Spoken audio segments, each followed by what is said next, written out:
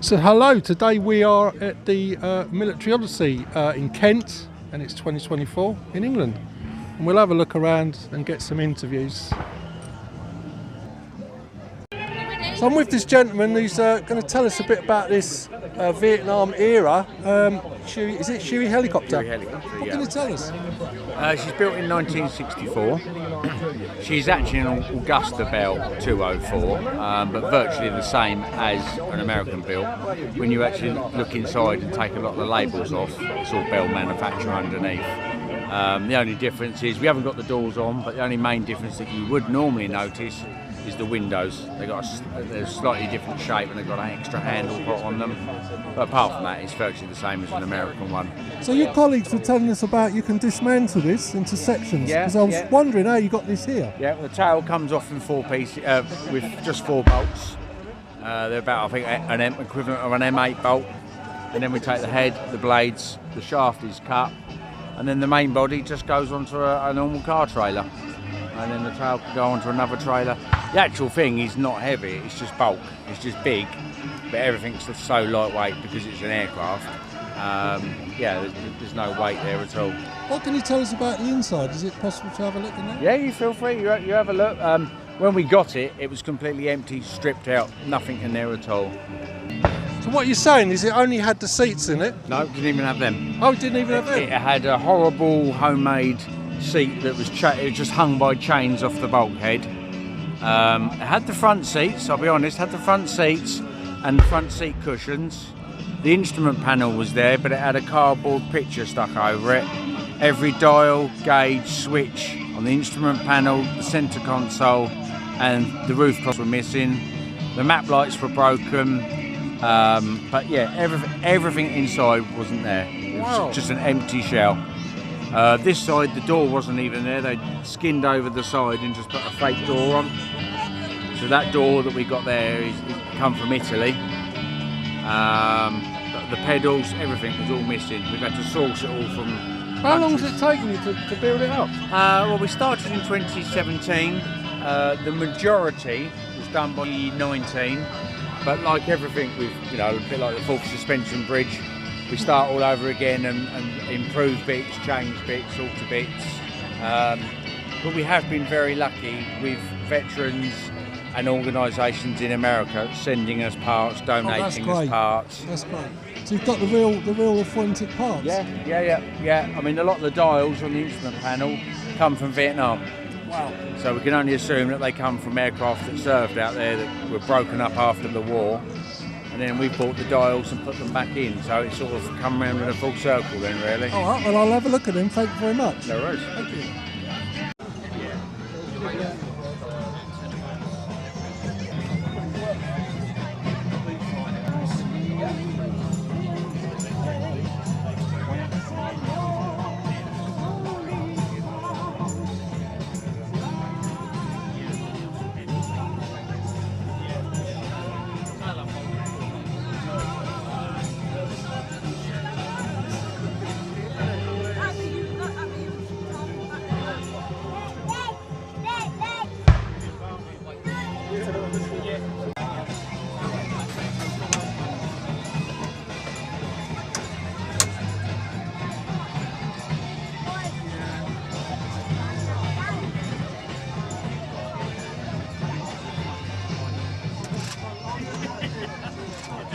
Oh, this is a dream, this is.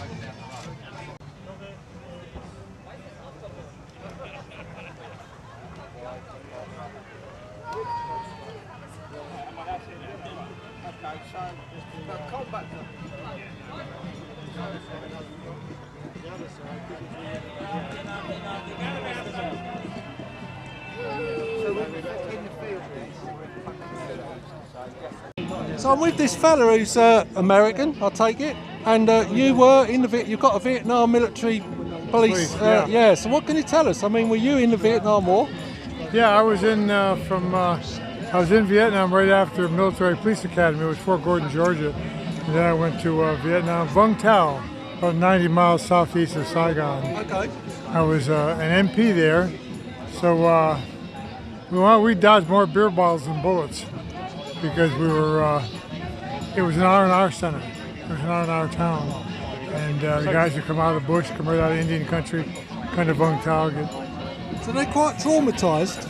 They must have been I wrote a book. It's in the book too. I have guys come to town to try to forget, to get it out of their heads, to just get drunk out of their minds and go crazy, you know. And one guy we had to haul out of a bar and I had to sit on him all the way back to the provost marshal's office, you know, the police station. And I sat on him, and he was biting and scratching and kicking and crying and calling for his mama. Oh, okay. It's tragic, isn't it? Yeah, it was. So how long were you over there, sir, if you don't mind me asking? I was there for a year. I was in March 66 to March 67. Okay. Like I say, early in the war, so before they had ice cream over there. Okay. Yeah. So is it true they used to put Kuros in the top of their helmets? I'm sorry, what? Is it true they used to put Kuros, like aftershave, in the top of the helmets? Yeah, I guess. I didn't. So we wore a helmet liner. Okay. You know, you have your steel pod, and you have a liner inside with all the suspension and stuff. The MPs just had, we just wore the helmet liner, nice and shiny, you know, with a unit on it, a unit on one side, and 18th Military Police on the other side. Wow. So what's it like for you to come to an event like this? Cathartic. Yeah. You know, it helps, it's fun. As you well know, and we all well know, our war wasn't very popular, and we weren't treated very well, you know. What, because you were the police?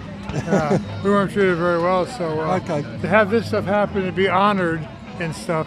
My memoir that I sell, I gave a dozen copies to the chopper guys, the it's Bird very 18 kind of guys. you. Yeah, so they're selling and making money for this. Well, thanks for your service. Yeah, and good luck to you. Yeah, thank you. Good luck to you. Enjoy the day. Thank you. I'm going to be able to find you. What would I look under on YouTube? Paul Butterworth Billericay. I'll write it down if you've got a pen.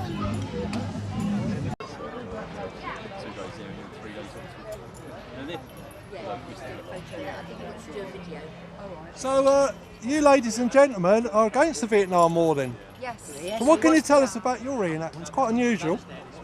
Well, we're spreading the word of peace. They love that stuff. He's a Vietnam vet.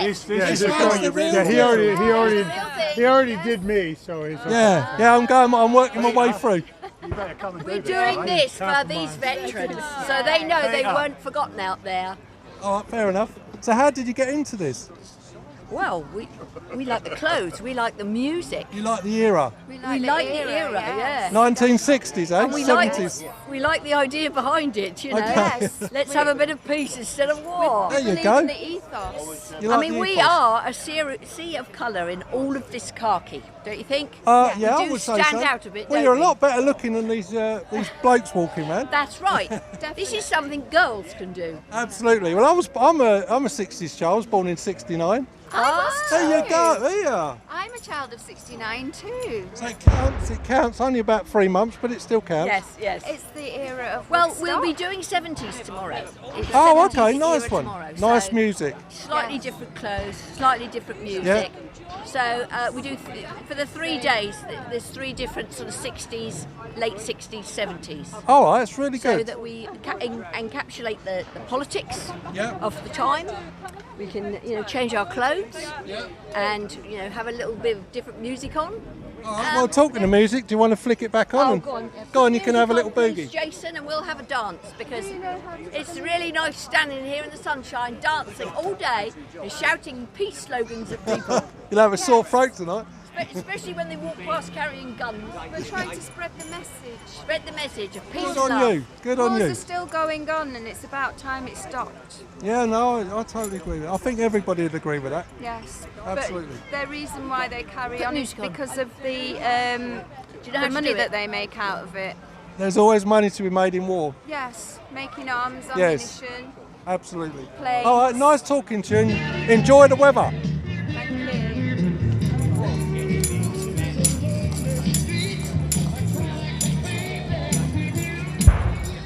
Thank you.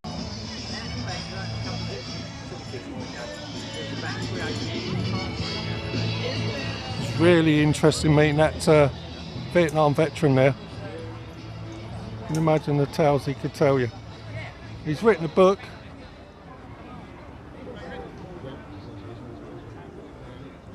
It's not that long ago, is it? The Vietnam War. It's just a bizarre world we live in, really. I mean, all these wars overlap. You know, England's been in so many wars recently, the Gulf Wars, and now they're part of the history already. So this is one of the biggest events.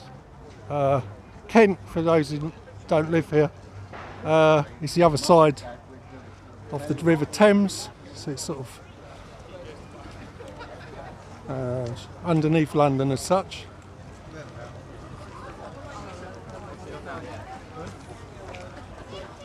So we was here a couple of years ago, I believe, and it looks like these fellas are now in the winter period. Some sort of mine going on here.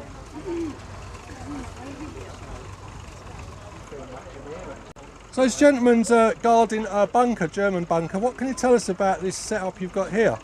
We've captured this bunker from the Germans and we took their German supplies out on a trolley here behind you. Maybe there's some paintings there and some stolen gold bars, and we're moving our supplies in. We've got Coca-Cola. Okay. We've got the K-rations. So you're taking their booty as such, stolen equipment, and you're moving in your coke. Yeah, totally. All our supplies. So they're on. Would this be in Normandy? It's in Belgium. Oh, Belgium, right? Belgium, Okay. It did snow there. It was cold.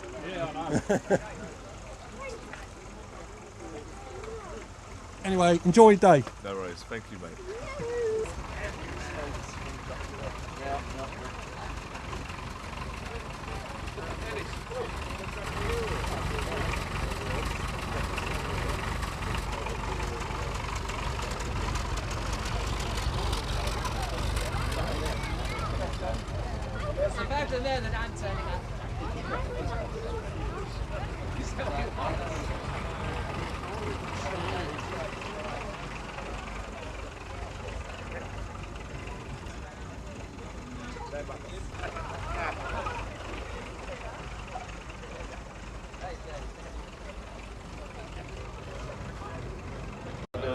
Right then, we're with the Airborne. What can you tell us about your outfit?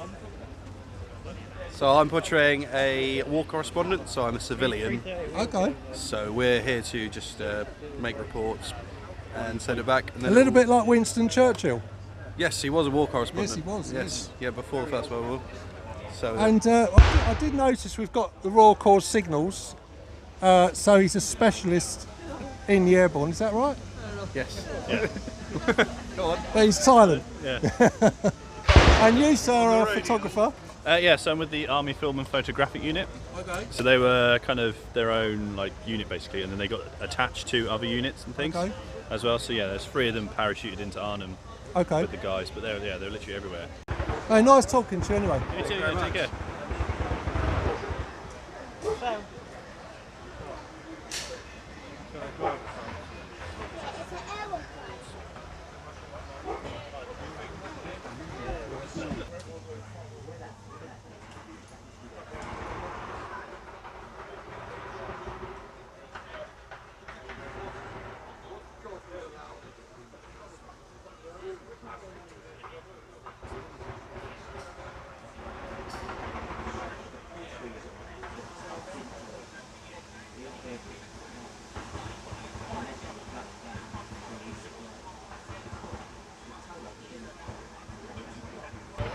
So I believe what we're looking at here is a sort of reenactment of the actual glider. I think they were called Horsa gliders, and they would carry the troops and crash land in silence, really, within the enemy sort of grounds.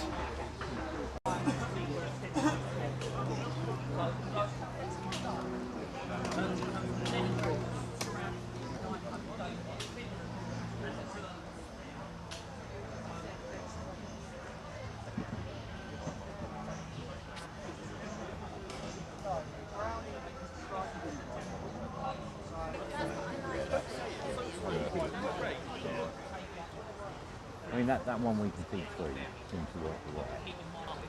Yeah. At the moment.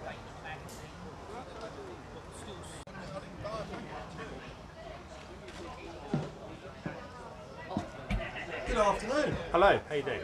Yeah, I'm fine, thank you. Just get myself comfy.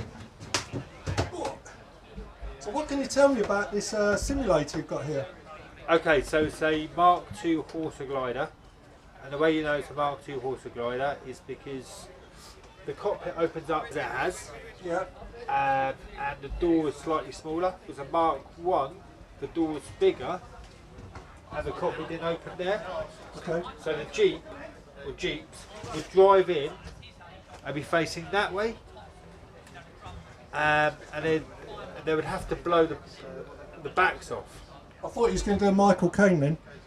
And they have to blow the blacks off. And the problem is, if you land like that, trying to, well, not like that, but land like that, trying to get the vehicle off, if you got a drop at the back, was a nightmare. So what they came up with was, we'll open up the cockpit as it is now, put some ramps up, reverse on the two of the two Jeeps, and then we can come off straight away. Or it could fit artillery pieces, or it could fit 27 to 28 guys with all their kit. And the benefit about having a glider, or being glider born, is when you got into combat, you're together. Whereas if you're power, you get separated. You'll get separated, yeah. So by the time the first guy jumps out, and the last guy might be a mile and a half. Okay, is it they call it sticks? Yeah. Sticks, yeah. Yeah. I've learned something. So what got you into this?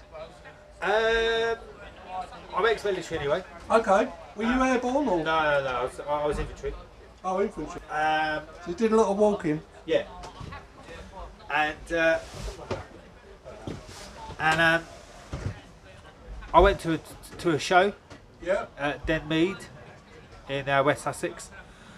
And I bumped into the guys. I was like, I'd like to join, and been here about 5 years now. Good on you. You've got a good crew here. Yeah. Yes, it's a good way of sort of meeting people as well, isn't it? Yeah, exactly. Socialising. And it builds up your confidence. If you're not confident about talking to people, you have to talk to people. You have to learn your history. Yeah, you've got to have a passion, haven't you? Exactly. Yeah. So you're always looking for new members? Yeah. All right, I'll put you on the website. I'll say the YouTube video, and if you want to get in touch, they contact me, they can. Yeah, sure. All right, nice talking to you anyway. Okay. Thank you very much. Thank you.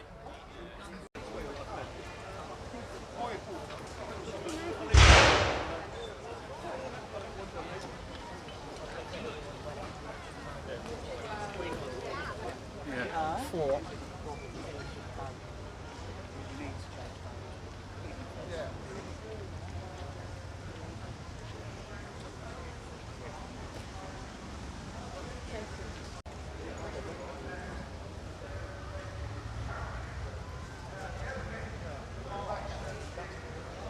So guten Abend. Guten Abend. What can you tell me about your reenactment?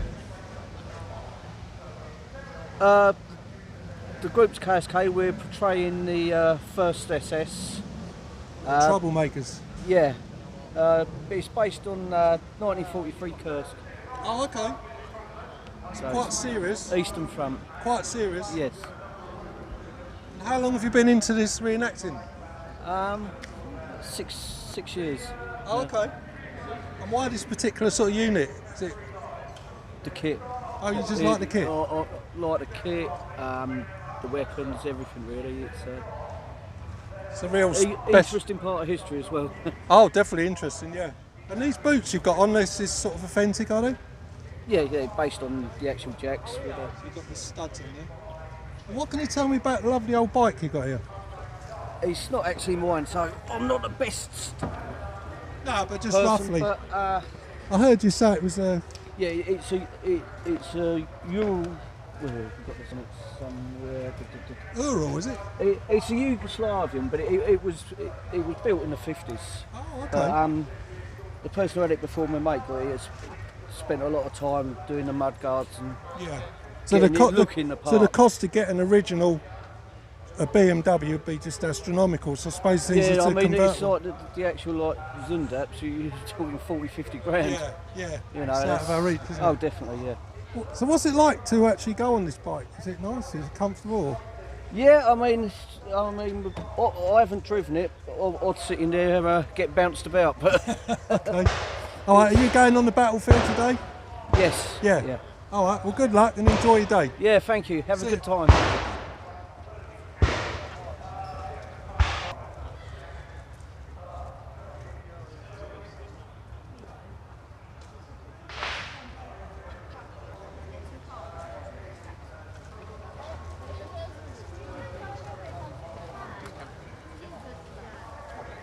Well, they're alright, aren't they? You see Dietrich's got up here like when he's in Greece, when he's got his lid on, all dusted up and all fucked up. And then Ike, did you get the book? So he's a NSFK leader. So with the German military police, going to tell us about his uniform. I just thought he nipped it. Yeah, what can you tell us? Because I thought it was leather, but it's say No, rubber. it's a rubberised coat. It's like a rainproof, waterproof coat. What they're issued with. Also, motorcyclists were issued with them as well. Okay. So say, this is the military Bourget, which was Is it born. luminous? It is a luminous. It was a luminous, yeah. Not radioactive, was it? The originals were, yeah, yeah. And they were when they were on duty. Okay. So what got you into this period and, you know... Just interest from being young. So you've really. looked into the history of it? And, Yeah. yeah. As with most reenactors. Yeah, I guess so. I've got an MP38 as my arm. So this is a serious piece of kit, isn't it? Not It's all everybody close would- quarter stuff. That's Yeah. for close quarter battles, really. Wow. I've got me two magazine pouches for them. So how many rounds would each magazine hold? It depends on what they're doing. And a 30%, 32, it's its own. Okay. It's come around the back. Walther Can I P38 walk around the back as a of sidearm. this? Yeah. So you've got a sidearm as well, so you're Yeah. well equipped, aren't you? Map case. Map case, yeah, because you're obviously going to... yeah, you need to know where you're going. Yeah. Water bottle. Have you been Red on bag. the field today? No. I haven't got a role for you. No. All right. I've just been up and down there, just guarding our entrance down there. All right, well, enjoy your day, yeah? Thank you very nice much, talking and to you. thanks for coming. Thank you. Pleasure.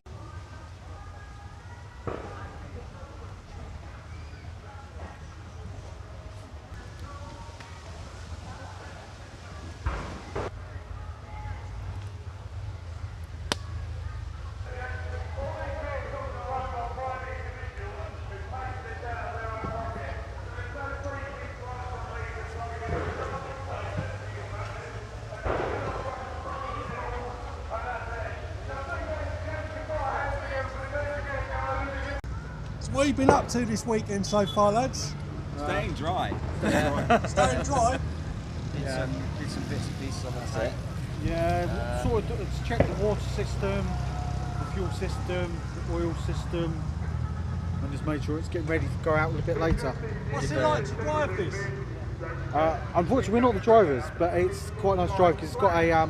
This hasn't got an original engine. It's got a Cummins V8 engine in it, so it's quite nice to. It's quite nice to actually pull the turn the key and it starts straight away. So that's a diesel, isn't it? Where the original would have been petrol, yeah? All right, enjoy your day. Yeah, Thank you. Oh, look, tease up.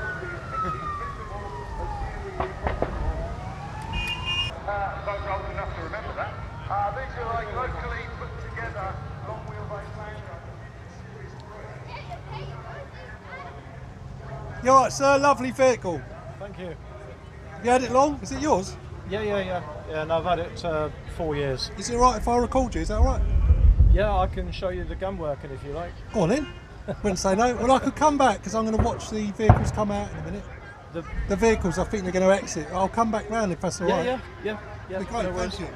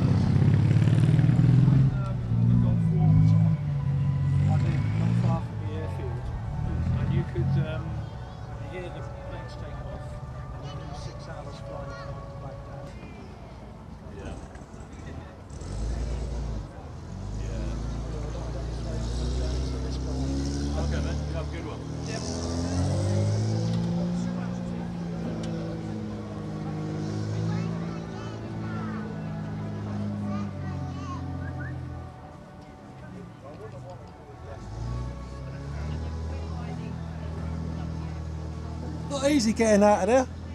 With this and the belly, I'll demonstrate the gun for you. Oh, that'd be great. What year is this, you know? 43. 43, right in the middle of the gun, war. Yeah. Sorry? And the gun. Okay. Yeah, it's all wartime. We went across to Normandy for the 80th anniversary. Didn't take the gun because we weren't allowed to take the toys with us. Oh, okay. But we went as a truck with the canvas on the back. And then we did Armour and Embarkation when we came back at the end of June, down by Bovington Tank Museum. Wow. That was awesome. 100 vehicles, 7 Shermans on the road, driving through villages and everywhere. Where did you go in Normandy? We were camped at Dog Green. Okay, so Yeah, near just Omaha, past, is it? just above Omaha, yeah. Yeah, we went through there. Yeah, so we're the 514th, and that's where they were set up camp when they arrived. So. Thank you for showing us. It's got a generator, is it? Yeah, I'll switch the generator on as well.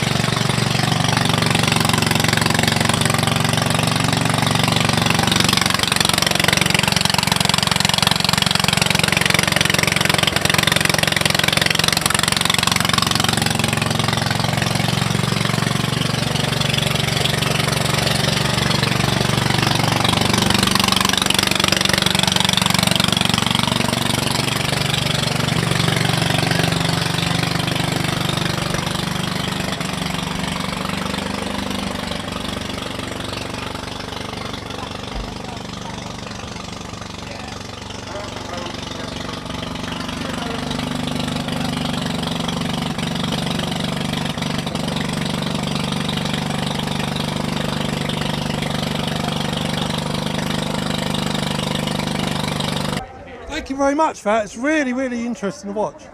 It's got a lot of, it's very quick as well, isn't it?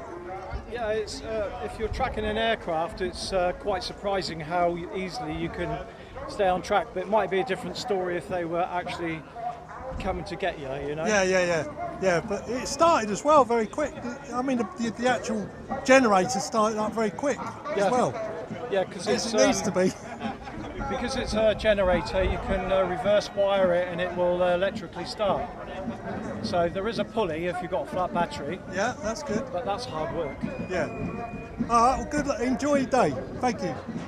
Confederate Army now.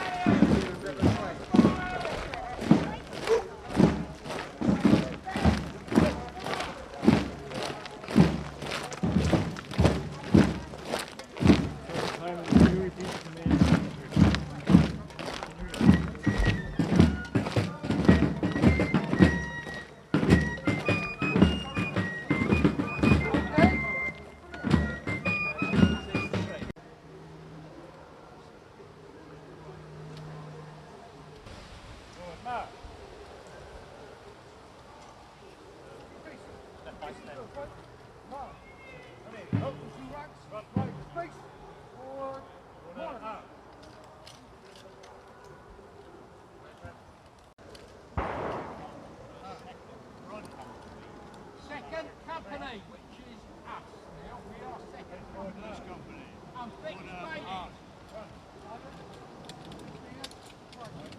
Good, arm. Right, dress.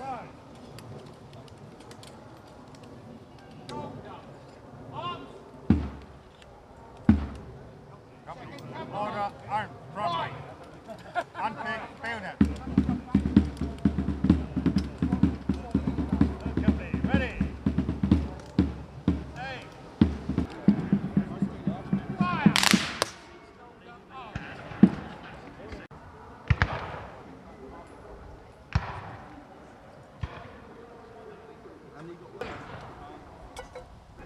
Shoulder.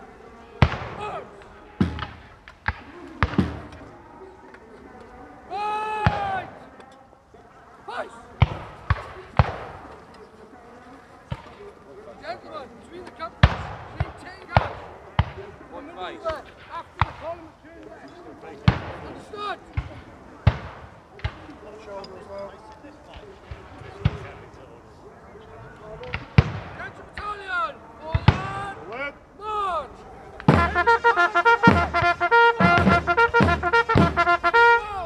Bring it up!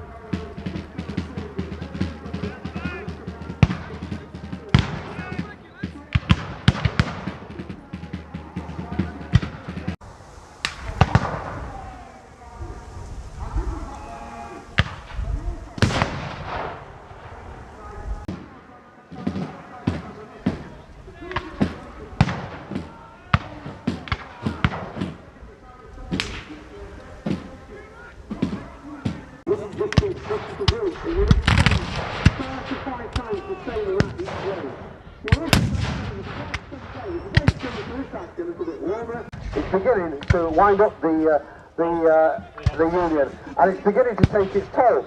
They can't advance with a flank party like that. The Americans like to tell us that the most common gun of the American Civil War is the Springfield, because there's 1.4 million of them. A 58 caliber rifled musket that loads down the barrel, and what they fail to tell us is there's two models, there's 700,000 of each.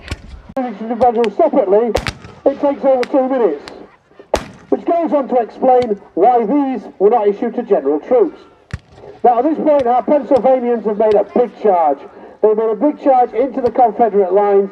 They have taken prisoner the Confederate commander there and several of the NCOs, and they now have done exactly the same to the Confederates that the Confederates did to the Union at the beginning of the fight. You could join us in a moment of reflection for one of our recently lost members, Clive Hooker, better known as Hookie. He was a member of the Bucktails for over 30 years. For some people that don't get the attention they deserve, for our pyrotechnics team, for all the health and safety guys and the PA guys and all the other narrators.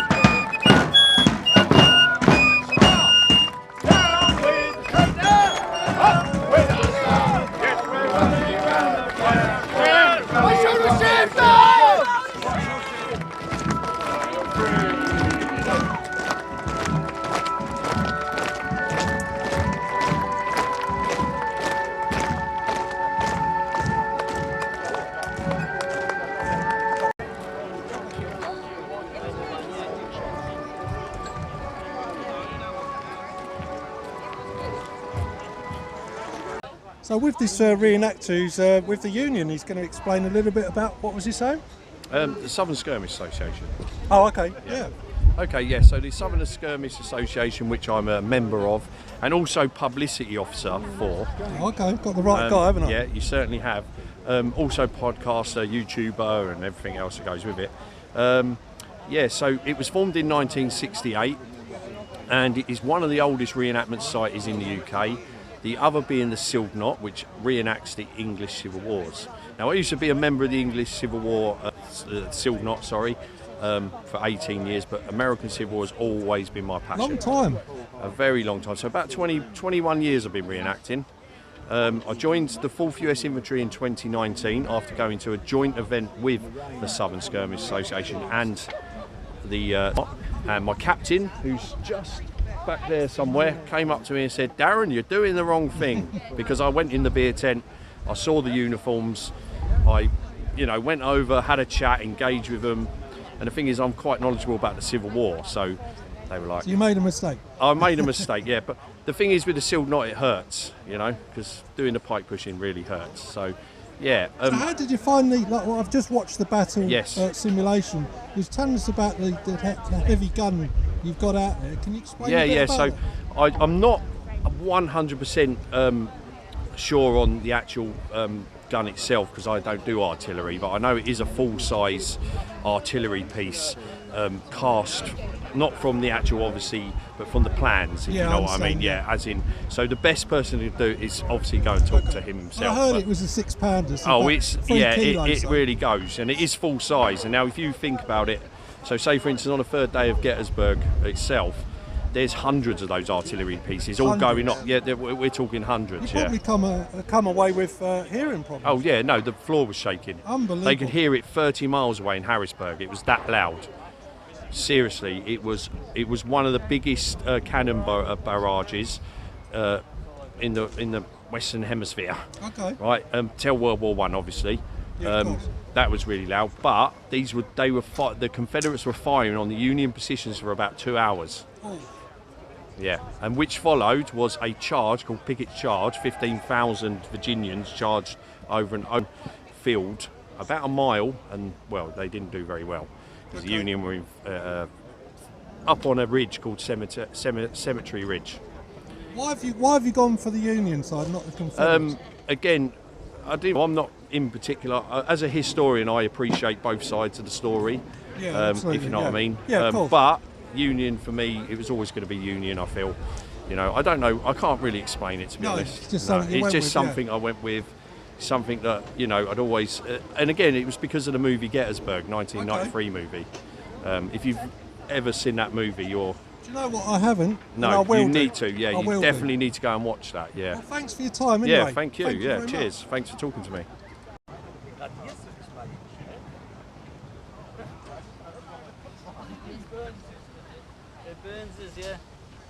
Why do you wear green?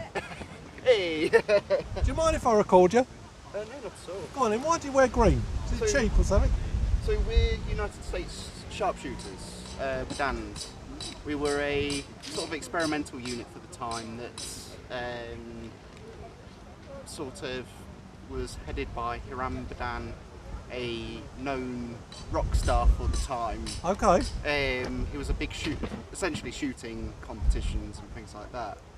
And he was an inventor of weapons. Oh wow, talented man. Pardon? Talented man. Yes, so this is one of his weapons, a Sharps rifle, the 1853 pattern I think it is. And instead of a muzzle loader that requires a ramrod, this is loaded from the breech. Oh, very modern. Yes. Very quick. First mass-produced breech loading rifle. Really? He only was ever able to make enough to fit 2 regiments of them. Because unlike a standard musket for the time, which was like $13 to make, you're looking at $50 to make one of these. The ideas sort of were influenced by the German Jaegers, who wore green for camouflage, which for the time was a bit of a unusual thought. Right, okay. And even though I haven't got them with me, they used to darken the buttons. Oh, so you're not less of a target. Would this be made of wool? Yeah, this would be wool. The buttons would have been made with a hard rubber, but unfortunately as the war progressed, supplies became more limited and it was whatever you could get. Why you got the feathers on your peak? That was essentially decoration of Bedan. It was sort of for joining the sharpshooters, you got the decorative feather. Okay. It was made of ostrich. It was an ostrich feather.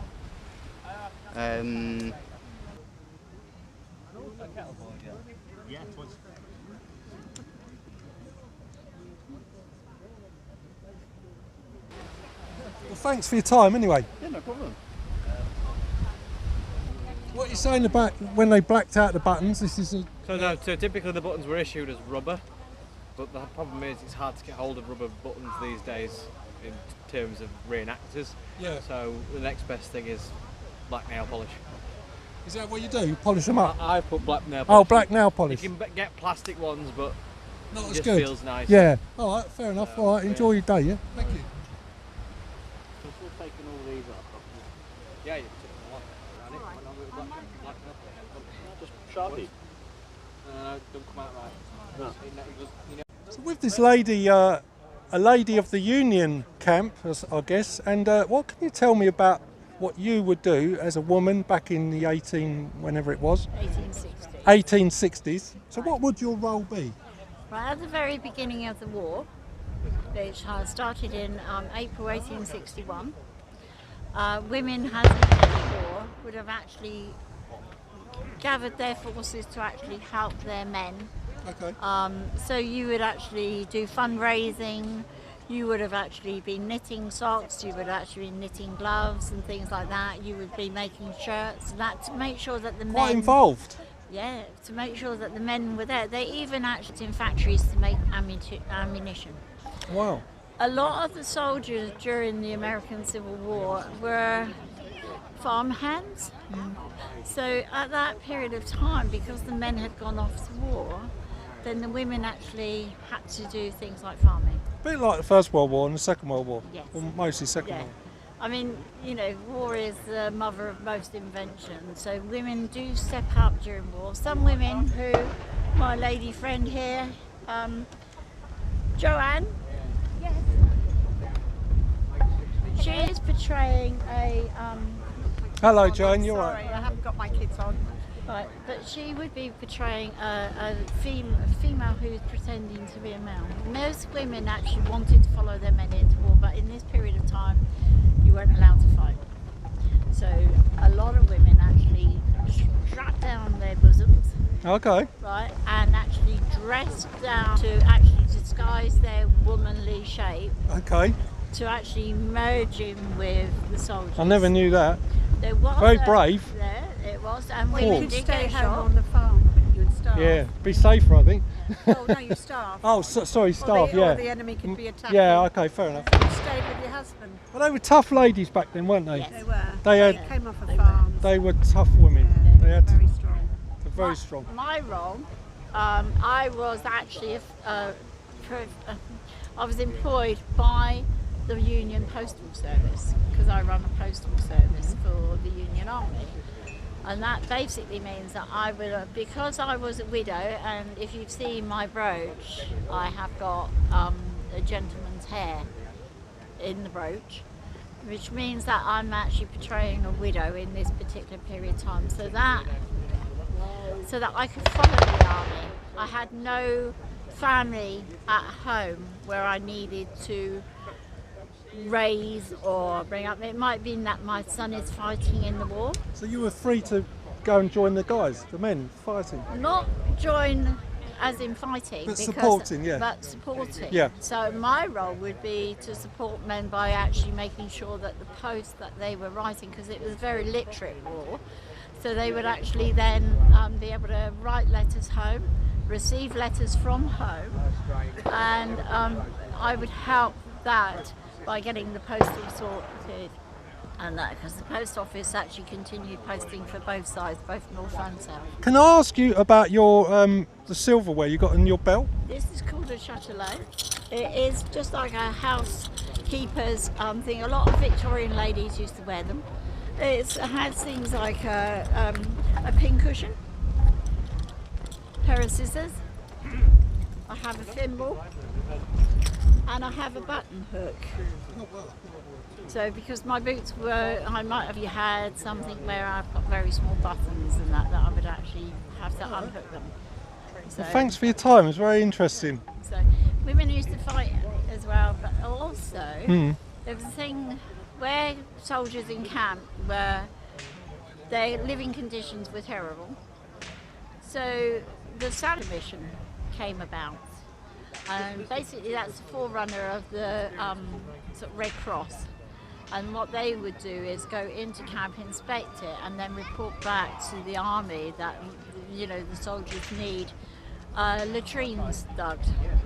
They're suffering from illness, so we need to get medicines in. And they would also organise packages from home. Because initially, at the beginning of the war, ladies would pack off things for their husbands and their loved ones to have to eat, and it would be maybe meat. Now, if you can imagine meat being travelled in gloriously lovely weather, unlike today, where it is bakingly hot, then meat would be rancid by the time that it got there. Of course it would, yeah. If they were packing things like little treats like peaches or you know, homemade jams and things, they would be putting them in glass jars, and of course the packages would get broken, so a lot of the food and the perhaps maybe knitted socks would be spoiled. So the Sanitary Commission, a bit like the WI, where you organise women to actually start packaging things properly. Yeah. And the army got onto the canneries and said, well, we need things like peaches in cans, we need vegetables that could be transported in a can, you know, meat, condensed milk, I do have a little example box, but I put it away because of the wind. But so they would actually organise things. All right, well, thanks for your time anyway. I enjoyed I it. hope that was Yes. informative. Yeah, I've learned something as usual. Thanks. Well, you know, it's caught with the wind. Yeah, I know. Thank you anyway. It was a bit off the cuff, so. Yeah, that's all right. Sorry. That's the way I operate. Thank you anyway. So who are you anyway? So. What are you guys up to walking around dressed as Centurions, is it? Yes. Are you actually the officers? We are the officers. Oh, look at that. So, how's this That's event? our Optio. Optio? No, sorry, we haven't got an Optio, have we? No, it's just a Commonwealth Garden Legionnaire. Yeah. So what can you tell me about the event for you? What are you guys doing here? Are you interacting We've with been it? coming here for probably 12 years, maybe Yeah, more. getting on for that. And we love history.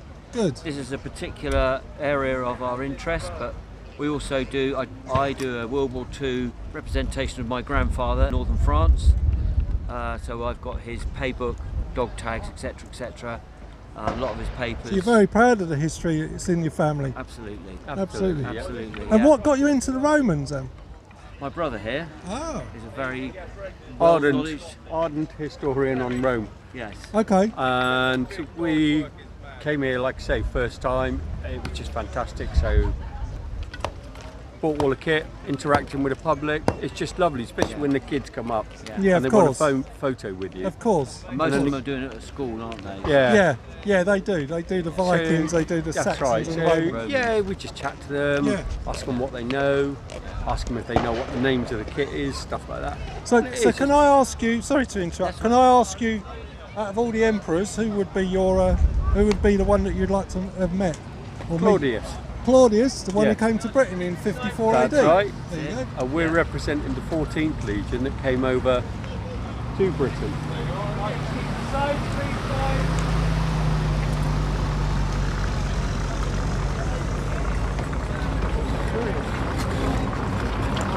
Go get them, boys. Those Nazis.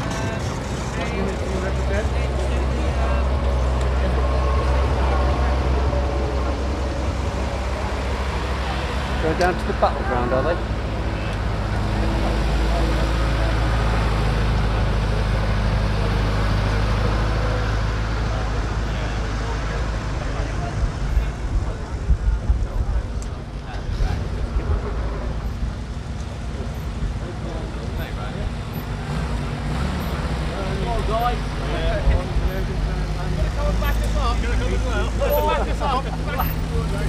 You just shout, there's only two of us, but it's all you need.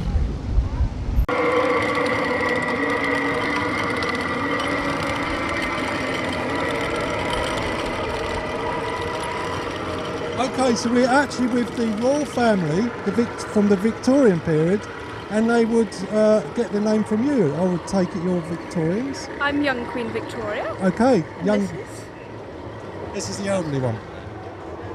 Okay. the one in mourning. The one in mourning, all dressed in black. This is Prince Dear Albert. Albert. Our So darling Albert. Hence the Victorian Albert Museum. So how has it been for you today? Rather wonderful. The Yeah. weather has held quite well. Okay. How have you found it? It's still morning. Still morning. Still morning. It's a difficult time. And this gentleman is a... I'm the equerry to Her Majesty Queen Victoria. and what does an equerry... How do you say it? An equerry. Equerry. What does an equerry do? Equerry is a general assistant to the Queen. Okay.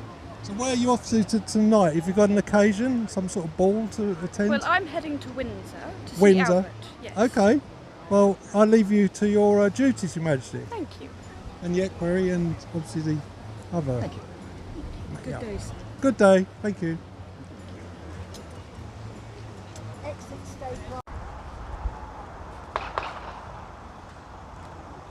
So what can you tell me about the artefacts you've got in here? It's all stuff that I've collected over the years. It started off where kids weren't allowed to touch the weapons or anything like that, and I thought, well, that's what kids want to do. Yeah, of course. So I just bought a load of gear, and they can pick them up, try them on. Nothing's for sale in here, it's all just for hands-on history, basically. What can you tell me about this this amazing suit of armour that's here? That's an Albert. Albert? Yeah, he's not put together properly because it was absolutely horrendous yesterday, so we just hung him together. But what sort of period would that be from? Late medieval. Okay. So before Tudor? Century, round about that time. Okay. So probably what Henry VIII would have seen at the Cloth of Gold? Yeah, something like that. Beautiful, isn't it?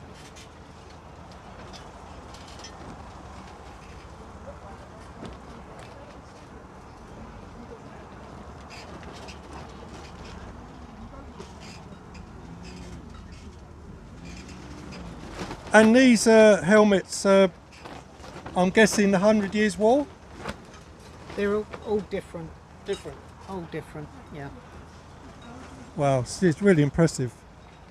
So have any of these been used in films? As props or? A few of them, yeah. Oh, they have? Yeah.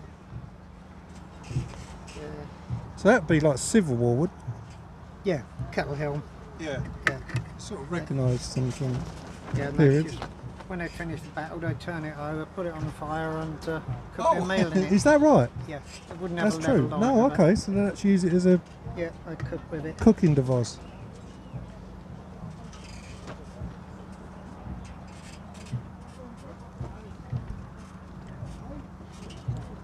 It's unbelievable, isn't it? Yeah. What people do to each other, eh? This is like a Roman, isn't it? That's Gladius? Roman- that's early design Gladius. This is also Roman. Yeah, that's Biblio, the dagger, Roman dagger.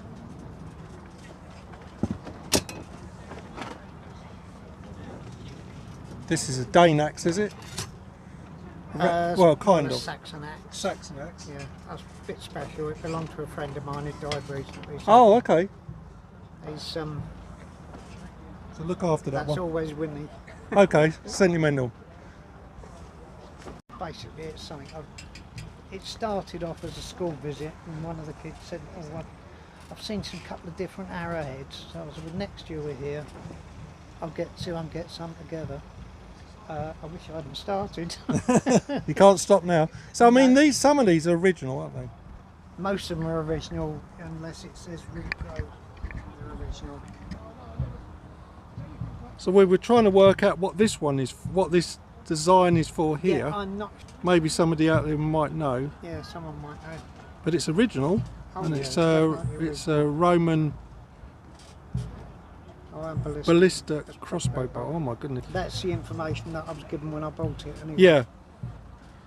So what you so you can see what's original and what's not original by these sort of reproductions, but it gives you an idea of the different purposes and designs. I mean, the bodkin, that's sort of 100 Years' Wars, I think. Yeah.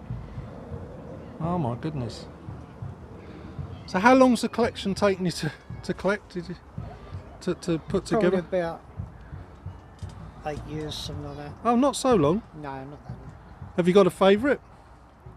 Not really. Someone No. else asked me that earlier on. Yeah. No, not really. There you go. What did you say it was? Beer o'clock? Yeah, beer o'clock. All right, well, enjoy yourself. I will. See Thank you, you. mate. Bye. All right.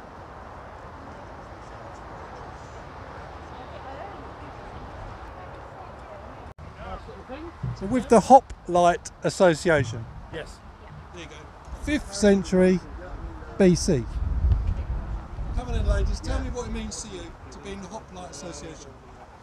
Good company. There you go. No, that's not right. That document. And a good, good good socialising, company. good socialising. And reliving history. Yeah. Okay, so you know a bit. You've learnt sort of about the Hoplite era. A little bit. A little bit. I've joined to learn more. Oh really? Yeah. So that's the best thing about it. You just learn As you lots go more. along. Yeah, absolutely. As you go along. Yeah. That's the main thing. Yeah. And you like the clothing? Love the clothing. Yeah. Very comfortable. Yeah. Linen. So we obviously portray length. Hence the jewellery. Okay. You know, if you didn't have wealth, then you wouldn't be dressed like this. No. So You'd what be would you be drab. dressed in? Just a cloak or? Well, you'd yeah. have a very, very basic dress. Normally, not dyed linen. Dyed linen is incredibly expensive at this Especially period. purple. Yeah, exactly. Does it come from the? From a tiny little shell. Oh, okay. It's a tiny little shell. Okay. Yeah. 'Cause it came from the starfish, didn't it? It did, yeah. Yeah. They used to fake it though, and they'd mix a red and a blue together to make a purple. But if you wanted the true purple, then yeah, it came from a tiny little shell. Okay. Yeah. And pretty soon you're going to do a reenactment of something. Is that correct? Well, we've done our display earlier on this morning, so we'll be doing another one tomorrow. All right, and I'll stick around and see what happens. Yeah. Thank you. Thank you very much. You're welcome.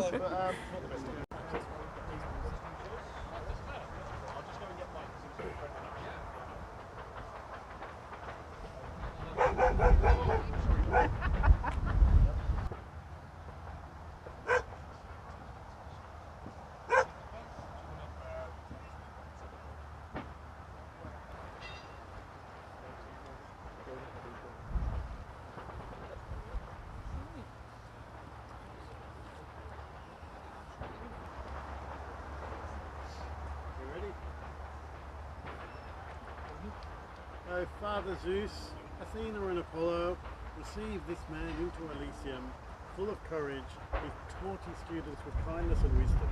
Now may he rest in the Isles of the Blessed, honoured by the gods, heroes and mortals alike.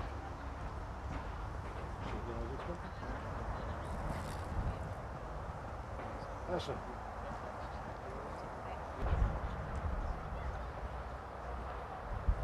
So can you tell me a little bit about this organisation, the Hoplite? I'm not sure exactly how long ago it was. It came into being.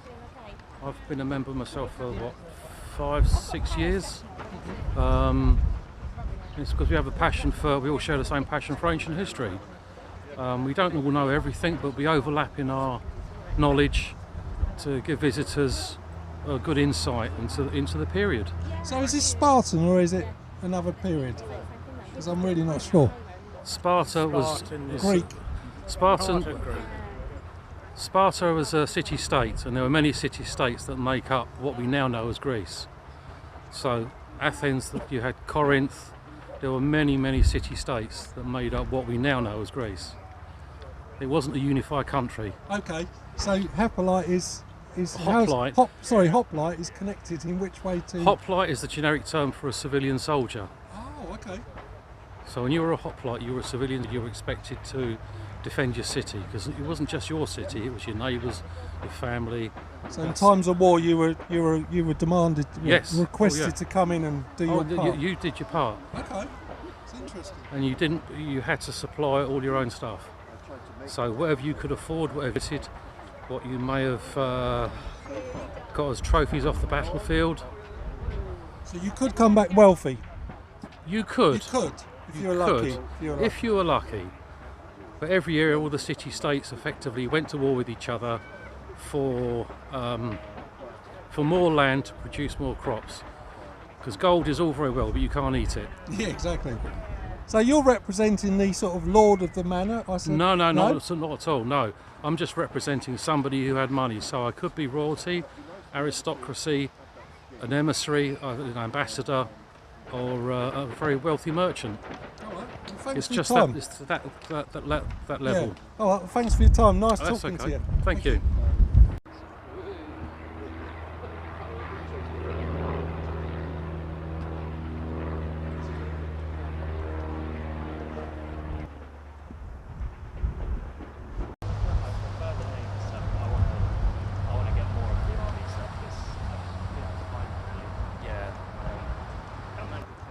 So I'm guessing you're an Imperial Japanese officer, is that correct? No, I'm a corporal. See, I get everything wrong in life. So what can you tell me, Corpral, about being in the Japanese army in Second World War, I guess? Yes. Normally we have some officer, but this time no officer. So you're covering for the officer? Yep. And why have you taken up reenacting in the Japanese period? I mean, you're obviously Japanese, but Yep. why have you got the interest to come here today? Because my granddad was Imperial Japanese Army. Yep. So was in Japanese army. Yes. Did he survive the war? Yes, survived He the did. war. Yeah, he joins on Manchuria campaign 1931-32. He has campaign medal, and I have one photo, the family photo. He went to China incident after 1937 October. Wow. Okay. Yep. And what can you tell me about some of the artifacts you've got here? Is it okay if I come under this rope? Oh, yes. On the part of Mitsubishi Zero, but his one. Oh, this is a Mitsubishi. This is an Zero. aircraft, an Yes, aeroplane. aircraft. Yeah, this one. Oh my goodness. Yeah.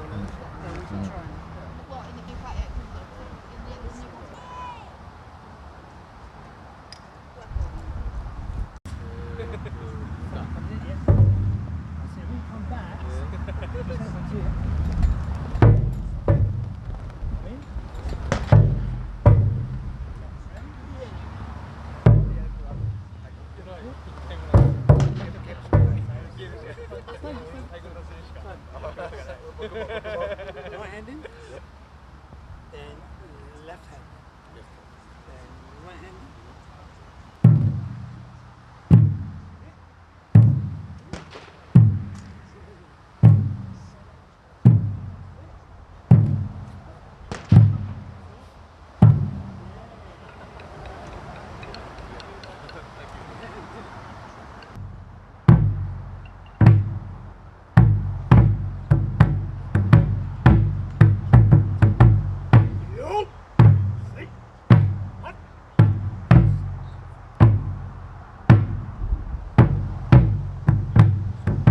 Walton sort of thing with this outfit on, you know, 1920s. This is what they used to call the farmers, the dirt farmers, you know. From somebody had to be. From the 1920s. That's right. Yeah. That's it. When Lauren Hardy around. Yeah. So what was you telling me about? They had a conning tower off a U-boat. That's right. Yeah, they had one up here. As I say, that was an exhibit up here one term. They had 2 Viking ships over here, and they had a flint napper up here. A bloke, what they call flint napping. They chip the flints. This bloke was sitting there all surrounded by flints. So you've been coming here ever since it started? Except for, I missed the first year, that's all. But every year since then, I don't know. It's 20 odd years it's been going. Wow. So long time. Yeah. And how this good man? Have you been coming here a long time? Oh, quite a while. Not as long as Peter, because he's older than me. Oh, okay. Okay. This man is ex-Royal Navy, and he was on the OCELOT, the submarine that is in Chatham Dockyard. He served on that, and he knows all about my life history. Yeah. Oh, wow. Yeah. And what sort of period would that be, if you don't mind me That's asking? in the 60s, 70s, and 80s. Wow. The OCELOT was actually built at Chatham. Yeah, so it's quite close to here, isn't it, Chatham, Yeah, for those very that don't know? Yeah. Yeah, because I'm from across the lake, or across the river in Essex. You probably know the Chatham Dockyard, they've got an event coming up, Salute to the 40s, in But it's about 2 lovely weeks' that, time. the dockyards managed to get the submarine, because to get something like that is just priceless. Yeah. You know, absolutely priceless. So being are you Royal Navy, is that what you'd be classed as? A submarine? I was a submariner, yeah. A submariner, yeah. So that's quite a unique discipline, isn't it, in the forces? We Not are. many of you. Not now, there isn't. What was it like being on a submarine? I mean, we've all watched the movies, but what's it actually like? Very much what it likes. Have you ever watched Das Boot? Yes, Das Very Boot, much yeah. to that. It can be, you know, in situations, yeah. So how do you find it today, coming to an event like this? Must be... Love it. It's Love nice, isn't it? Yeah. I relax when I come here. And it's a different life, isn't it, Peter? Eh? We just relax, you know. This step man back used to in dress time. up as a GPO postman. Okay. And today he's a British farmer looking after all. He's sort of a dirt farmer. He's got his dungarees or on. sodbuster, He's as they in used to call charge. them. He's in charge of all Sodbusters, they used to the call land them. girls. Oh, All the land girls he's in charge This of. is sort of 1920s, this outfit, the dungarees and that, you know. Maybe that's why he's reached a good age, eh? Yeah. Yeah. Anyway, It's all the nice to young talk girls. to you, And and you. interesting talking to you. Thank you. Yes, I'm with in the Viking camp now. A young fella, he's shaving a bit of wood. What's got you into the Viking period? It's a love of history, really. So, always been interested in it, and it seemed like a good way to live it and bring it alive in a way. Why not Saxon? Well, I'll do that too.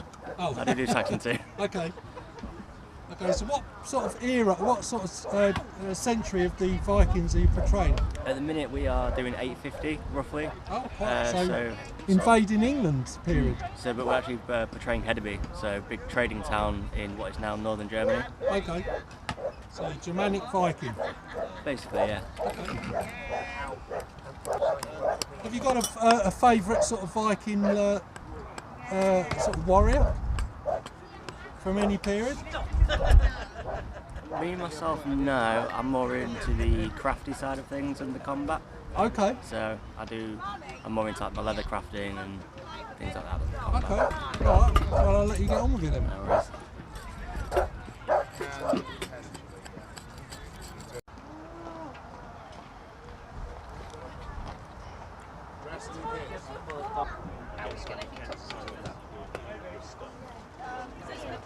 Are you cooking authentic Viking food? Peas Pottage, yeah.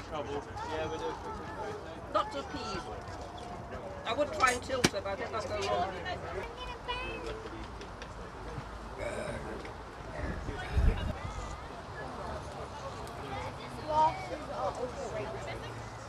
Who needs side?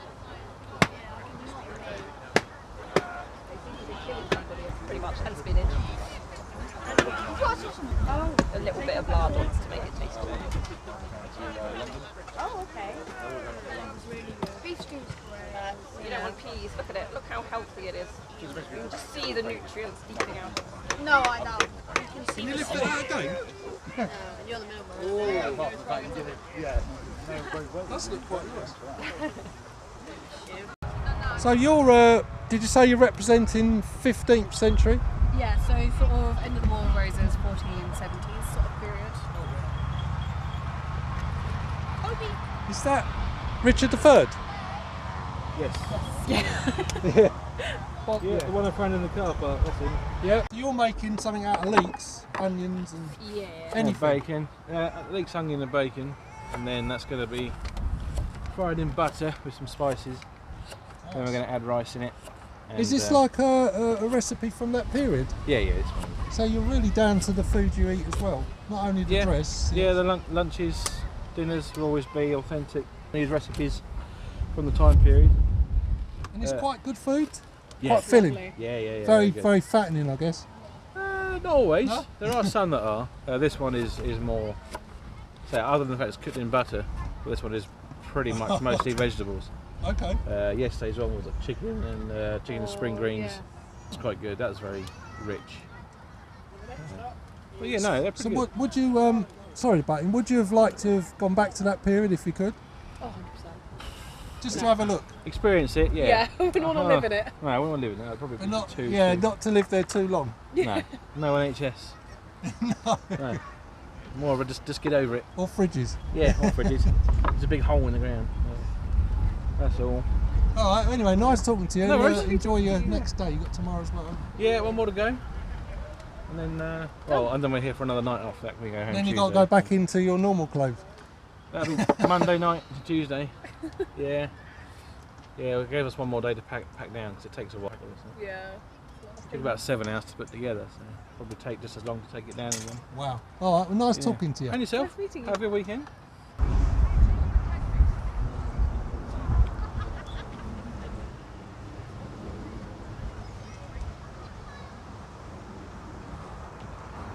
So I hope you enjoyed that. It's been a windy day.